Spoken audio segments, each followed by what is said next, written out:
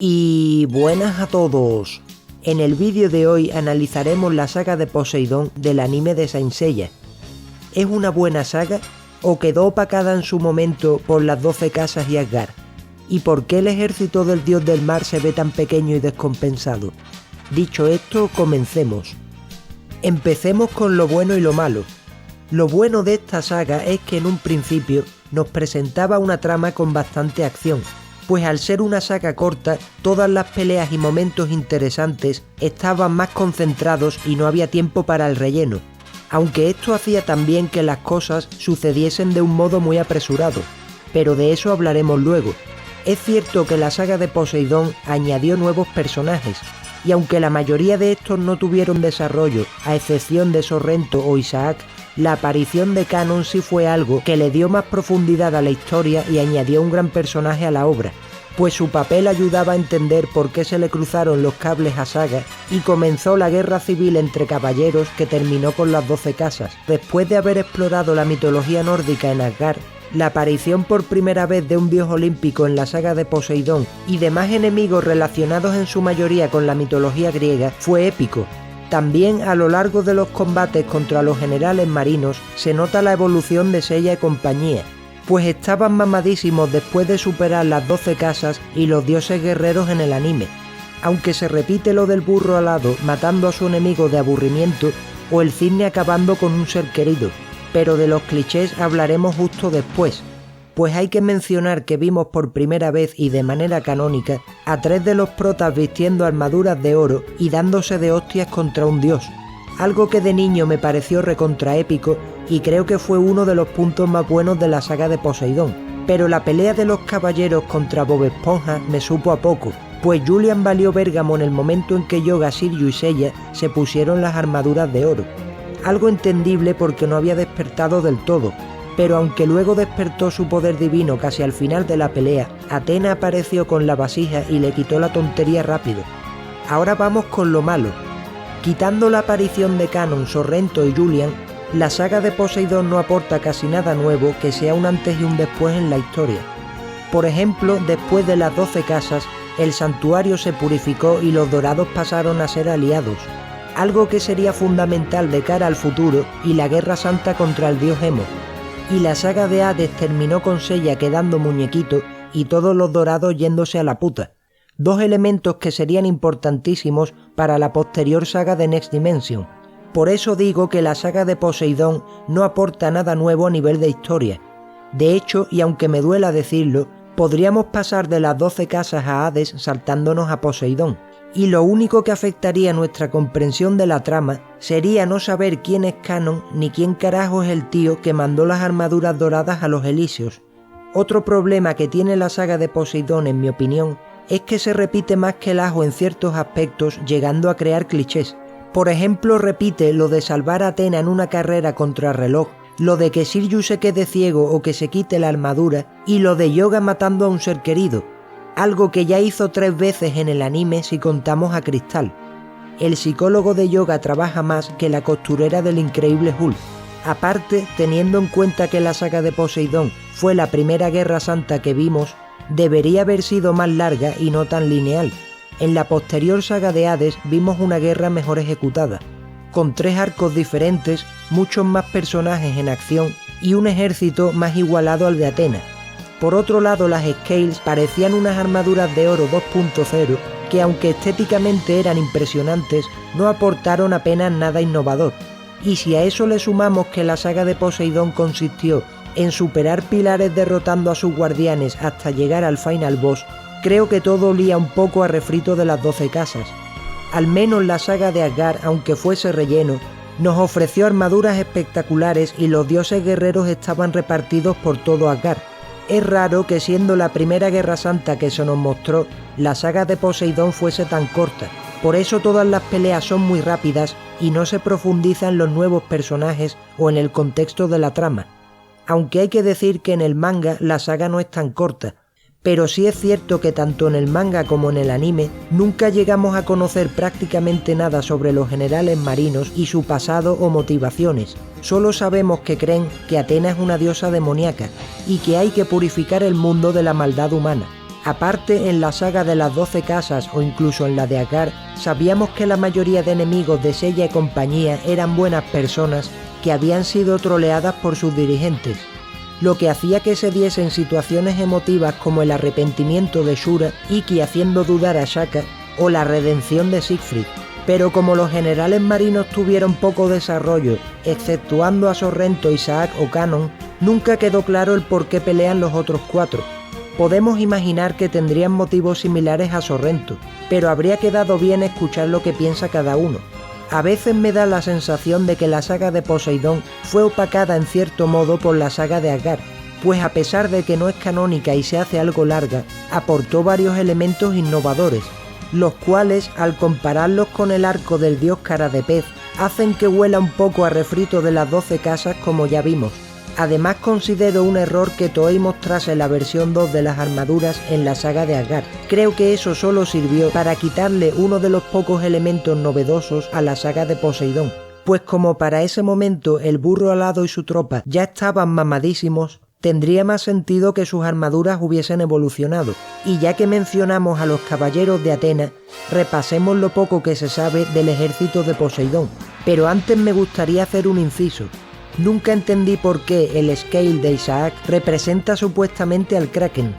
El monstruo que se ve en su flashback y que se aprecia mejor en el manga parece más una mantarraya que un pulpo gigante.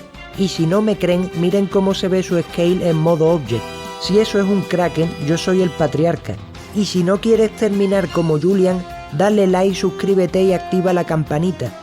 O vendrá Kurumada a hacer que Kanon te engañe y que Saori te frienzonee 2 veces. Ahora vamos con ciertos enigmas del ejército de Poseidón. De momento se desconoce cuántos miembros tiene el ejército de Bob Esponja. Hasta ahora solo hemos visto a los 7 generales marinos, a Thetis y a una infinidad de soldados rasos que solo están ahí para hacer bulto. Teniendo en cuenta que Poseidón es un dios olímpico, queda raro que tenga un ejército tan descompensado en comparación al de Hades o Atenas, pues entre la morralla de los soldados rasos y la élite de los generales marinos, no parece haber otro rango intermedio, pero el hecho de que Thetis sea la única que tiene una scale diferente da mucho que pensar, aunque como dijo Jack el Destripador, vamos por partes. Empecemos con los 7 generales marinos. Según el Typhon, estos son escogidos por sus propias scales, las cuales detectarían el potencial de los que serán sus portadores y los eligen, un método parecido al de las God Robes de los guerreros divinos. Corregidme si me equivoco, pero creo que las almas de los generales marinos también reencarnan a través de los siglos igual que las de los caballeros. Pero a diferencia de estos últimos que tienen que entrenar para conseguir sus clots, los generales obtendrían sus poderes cuando reciben las scales y despiertan su alma de general marino. En el caso de Kanon, el Typhon menciona que Poseidón le permitió ser el dragón de los mares, pero que el verdadero dragón marino debe estar en algún sitio, solo que no despertó al sentir el llamado de su scale porque Kanon la tomó antes. En cuanto a Isaac, al que mejor llamaremos Casimiro, su caso es distinto, pues se supone que aunque fue aspirante a caballero durante un tiempo, realmente sería la reencarnación del general marino de Kraken, lo que explicaría que aunque nació bajo la constelación del cisne igual que Yoga, su destino era ser general marino, y el alma del antiguo caballero del cisne la tendría Yoga. En cuanto a las scales, estas fueron creadas a partir de oricalco y representan a criaturas mitológicas relacionadas con los océanos. Pero aunque las scales sean similares en diseño a las armaduras de oro, son inferiores a estas, pues vimos cómo casi todas fueron seriamente dañadas por Seiya y compañía, algo que tiene su explicación. El hipermito dice que las scales fueron creadas con oricalco, pero las armaduras de los caballeros también poseen oricalco y además gamanio y polvo de estrellas, así que por muy poderosos que sean los generales marinos, siempre estarán en desventaja protectora respecto a los caballeros de oro. Cambiando de tema, hay una cosa que me quita el sueño.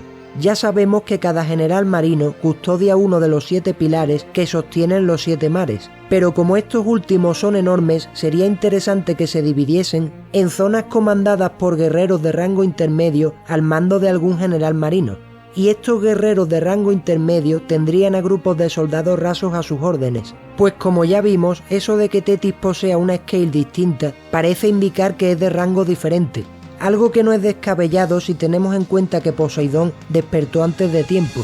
y es que es posible que aún faltasen años para que reencarnasen todas las almas de los miembros de su ejército, o que como el poder del dios no despertó al completo, todos los miembros de su ejército no sintieron su llamada. Por eso faltarían todos los marinos del rango de Tetis menos ella. O quizás yo me haya fumado uno bien gordo y Tetis solo tenga un rango especial porque es la mensajera o sirvienta de Poseidón. Aparte, según el Taizen, hay más santuarios submarinos aparte del que vimos irse a la puta en la serie, por lo que debería haber más marinos para proteger los otros templos que están vacíos. Una misión perfecta para guerreros de rango intermedio, y como se supone que los generales marinos equivalen a los dorados y los soldados rasos equivalen a caballeros de bronce, quedaría perfecto que Tetis y los supuestos marinos de su rango estén al nivel de los caballeros de plata. Una idea que toma fuerza si tenemos en cuenta el combate que tuvieron Shaina y Tetis, aunque hay que decir que Shaina le bailó sabroso durante toda la pelea, y lo de que los soldados rasos estarían al nivel de los caballeros de bronce puede parecer exagerado, pues es cierto que no se pueden comparar con nuestros rompeguiones favoritos, pero si las 5 piñatas secundarias peleasen contra soldados rasos de Poseidón en un 1 contra 1, sería digno de ver. Seguramente el burro cornudo se pone a repartir coces y no hay quien lo pare, pero creo que los demás la pasarían peor que Charmander en un parque acuático, y no digo que pierdan, solo que les costaría bastante. Ahora voy a dar una opinión ciertamente impopular. Cuando vi la saga de Poseidón completa para hacer este vídeo, tengo que reconocer que me la fumé a gustísimo, ya que para los polla vieja como yo, que tenemos más años que un bosque de encinas, las 12 casas, Asgard y Poseidón siempre tendrán un gran factor nostálgico. De todos modos, si intento ser lo más objetivo posible, creo que la saga de Poseidón es la más floja, puesto que, en comparación con las demás, no innovó en nada. Esto no significa que sea mala o aburrida, pues conserva toda la esencia de las 12 casas, pero sin tanto momento emotivo debido a la falta de tiempo. Antes de terminar quiero anunciaros que he activado la opción de miembros del canal, así que si te gusta mi contenido y quieres apoyarlo, puedes hacerte miembro por solo $1 al mes. Y por fin he abierto el chat de Discord para que votéis qué vídeos queréis que haga. Así que os dejo el enlace en la descripción del vídeo. En cuanto al enlace del chat exclusivo de miembros, os lo dejaré por las publicaciones del canal. Los patrones seréis mencionados al final de cada vídeo, así que con tu apoyo no solo ayudarás a este canal, sino a difundir esta gran obra que nos enamoró a todos desde que éramos niños. Este vídeo no habría sido posible sin el apoyo incondicional de Raúl Ramos, Mario Roldán, Sánchez Guzmán, Cristian Andri, Guatamelón, Pablo Tormo, Víctor Martínez, Francisco Pena y Mauricio Mazatán. Y hasta aquí el vídeo de hoy. Espero que os haya gustado y, como siempre digo, si tenéis cualquier duda, sugerencia, teoría, queja, amenaza, dejadla por favor en los comentarios. Dicho esto, me despido. Muchas gracias y hasta otra.